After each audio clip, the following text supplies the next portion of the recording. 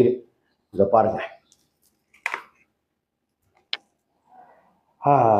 மஞ்சள் கையில் கட்டிக்கிறதுக்கு பாபாவுடைய ரக்ஷை, அப்புறம் விபூதி, பாபாவுக்கு அர்ச்சனை பண்ணின பூஜிக்கப்பட்ட பூ, பாபாவுக்கு உண்டான அபிஷேக விபூதி. உதி தான் ரொம்ப ரொம்ப விசேஷம். இதில் பாபாவுக்கு அபிஷேகம் பண்ணின அந்த விபூதி, அப்புறம் பாபாவுக்கு அபிஷேகம் பண்ணின சந்தனம், இதை எல்லாத்தையுமே அந்த இஸ்லாமிய நண்பர் சொன்னேன் இல்லையா, துறவிக்காடு, அவர்களுடைய குடும்பத்துக்கும் அனுப்பி வைக்க போகிறோம்.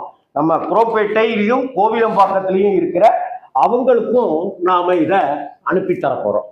அந்த ராதா அப்படிங்கிற அந்த அவங்க அப்பா அவருடைய உடல் நலம் நல்லபடியாக குணமாகணும்னு ஐஸ்வர்யா பாபா கிட்ட நம்ம அவர்கிட்ட கோரிக்கையை வச்சாச்சு.